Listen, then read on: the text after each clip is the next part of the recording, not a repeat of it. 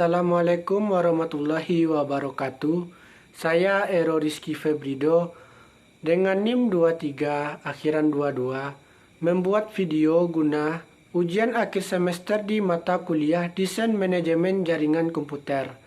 Di video ini saya akan membahas mengenai routing, mulai dari konsep hingga konfigurasi routing. Routing terbagi dua, terdiri atas routing statis dan routing dinamis. Untuk pembahasan lebih detail mengenai routing, kita bisa menyimak video berikut sampai selesai. Yang pertama, kita masuk ke bagian konsep routing. Jaringan komputer telah menjadi bagian fundamental dalam kehidupan manusia. Hampir semua aspek kehidupan tersentuh oleh jaringan komputer, mulai dari komunikasi, edukasi, perdagangan, hingga hiburan.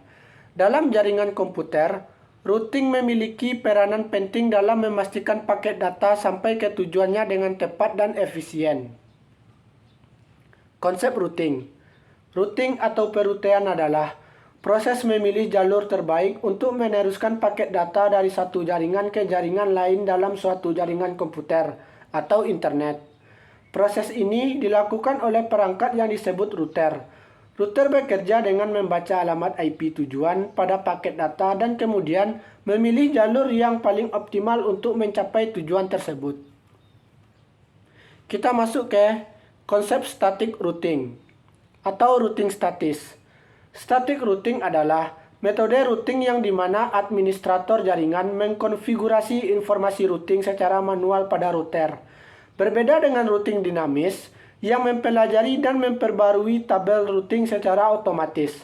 Static routing mengharuskan administrator untuk memasukkan informasi jaringan secara eksplisit, seperti alamat IP subnet dan gateway, ke dalam tabel routing router.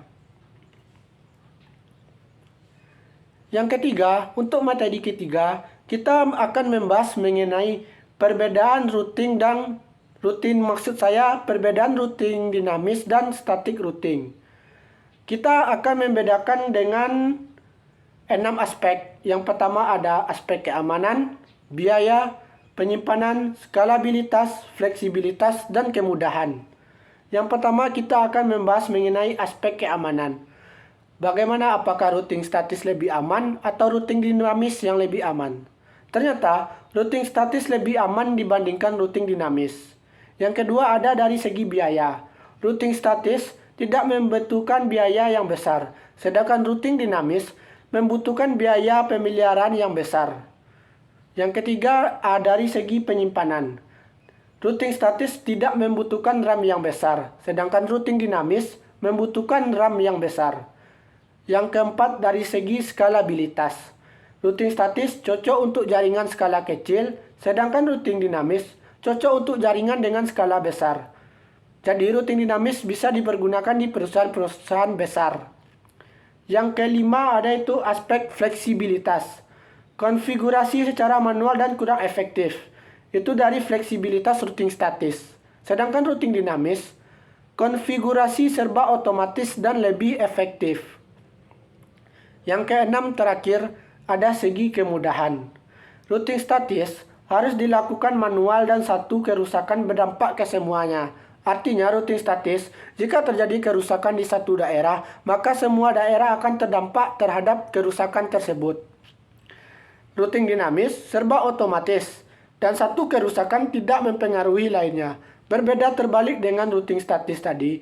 Jika di salah satu sudut routing dinamis mengalami kerusakan, maka routing-routing yang lain tidak akan terpengaruh. Berbeda dengan routing statis yang jika satu mengalami kerusakan, maka semuanya akan terpengaruh. Kita tidak usah terburu-buru. Yang selanjutnya, kita akan memasuki topik paling penting mengenai dari routing tadi, yaitu konfigurasi static routing.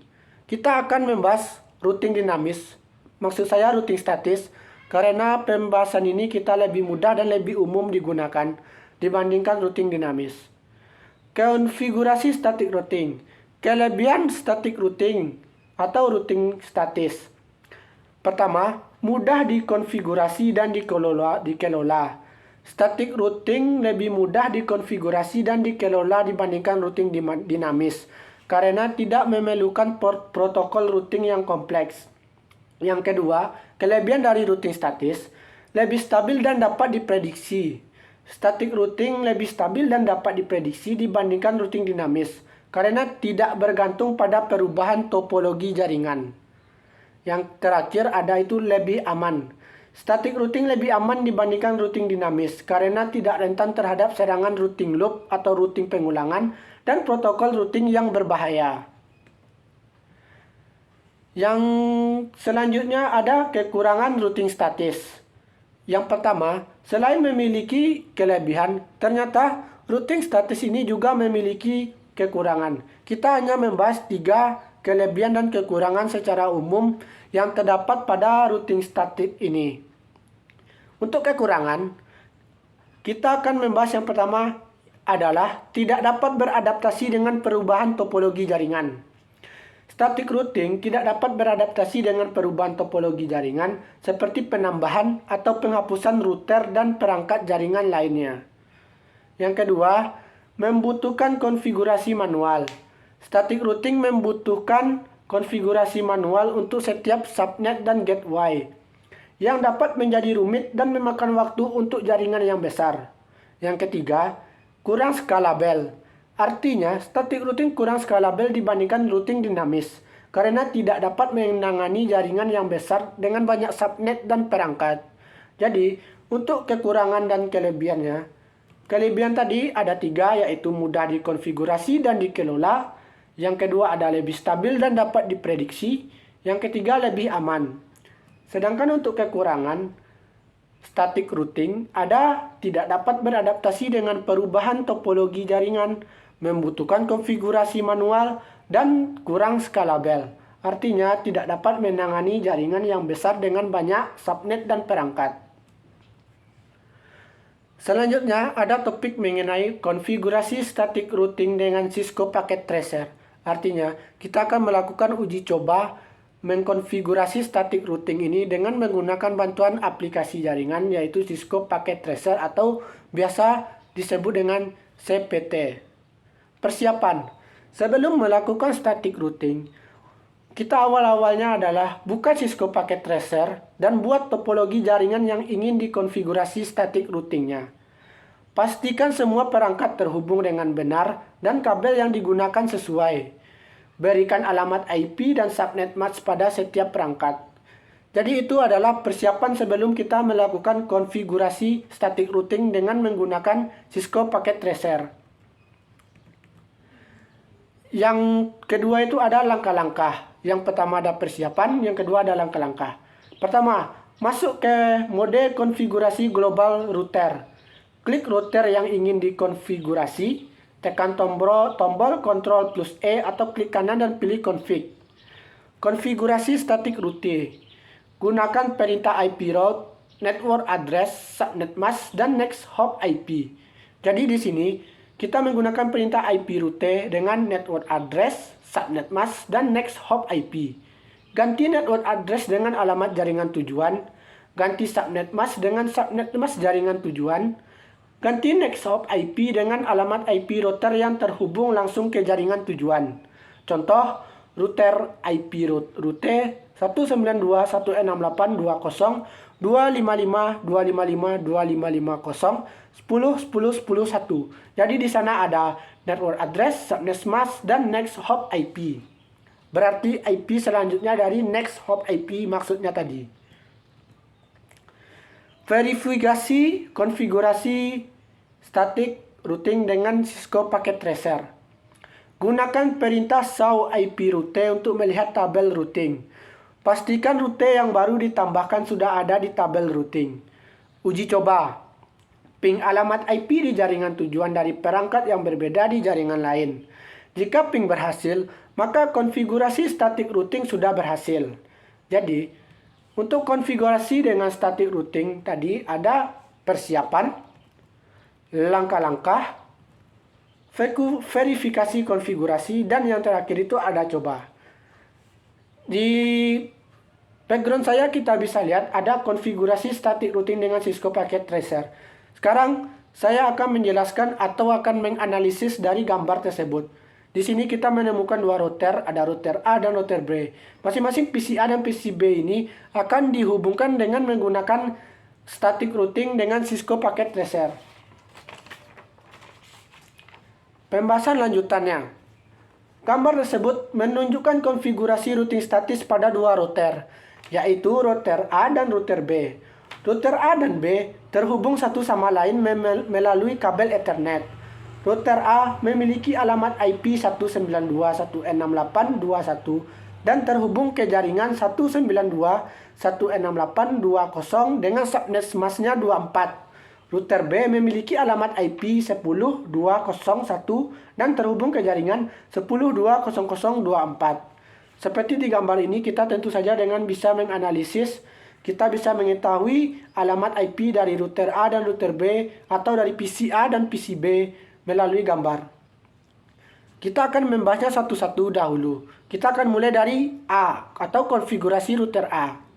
Router A memiliki dua antarmuka, yaitu yang pertama ada Ethernet 00 terhubung ke jaringan 192.168.2.024 dengan alamat IP 192.168.2.1. Ethernet 10 terhubung ke router B dengan alamat IP 10.202. Router A dikonfigurasi dengan rute statis yang mengarahkan lalu lintas dari jaringan 192.168.20 dengan subnet masknya 24 ke jaringan 10.200.24 melalui router B. Rute statis didefinisikan dengan perintah IP rute 10.200 subnet mask 24 10.202 dengan net hop address. Yang selanjutnya kita akan membahas konfigurasi router B. Router B memiliki dua antarmuka, yakni sama juga seperti router A, ada Ethernet 0 dan Ethernet 1 0. Ethernet 00 terhubung ke jaringan 10.200.24 dan dengan alamat IP 10.201. Ethernet 10 terhubung ke router A dengan alamat IP 192.168.11. Router B dikonfigurasi dengan rute statis yang mengarahkan lalu lintas dari jaringan 10.200 subnet mask 24 ke jaringan 192.168.20 melalui router A. Router statis ini didefinisikan dengan perintah IP rute 192.168.20 subnet mask 24 192.168.11. Cara kerja konfigurasi dari gambar tersebut. Ketika PC A ingin mengirim paket ke PC B, PC A akan mengirimkan paket ke router A. Router A akan melihat bahwa alamat IP tujuan berada di jaringan 10.200 subnet mask 24 yang bukan merupakan jaringan lokal router A. Router A kemudian akan melihat tabel rutenya dan menemukan rute statik yang cocok untuk jaringan 10.200.24. Rute statis ini menunjukkan bahwa router A harus meneruskan paket ke router B melalui Ethernet 1 0.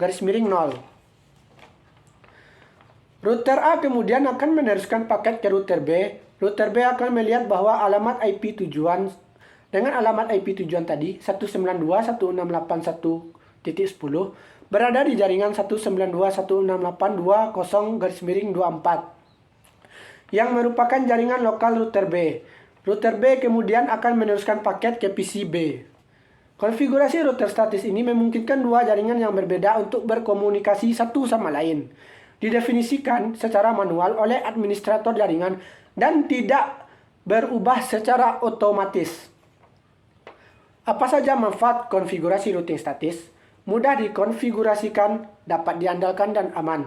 Sedangkan untuk kekurangan, kita sudah membahas tadi di video tadi. Untuk kekurangan ada tidak skalabel, memerlukan konfigurasi manual dan tidak beradaptasi dengan perubahan jaringan. Jadi itulah analisis dari gambar konfigurasi static routing dengan Cisco Packet Tracer. Saya sudah membahas tadi dari awal konsep sampai dengan konfigurasi dengan menggunakan Cisco paket tracer, bahkan saya sudah menganalisis gambar tersebut. Jadi sekian itulah video mengenai routing untuk ujian akhir semester di mata kuliah Desain Manajemen Jaringan Komputer Universitas Metamedia. Saya Ero Rizky Febrido dengan NIM 23 akhiran 22 akan pamit mengundurkan diri dari video ini tentunya, dan saksikan untuk pembelajaran mengenai jaringan-jaringan berikut di semester 3, 4, 5, 6 dan seterusnya. Sekian dari saya. Terima kasih bagi yang telah menyaksikan dari awal sampai akhir. Assalamualaikum warahmatullahi wabarakatuh.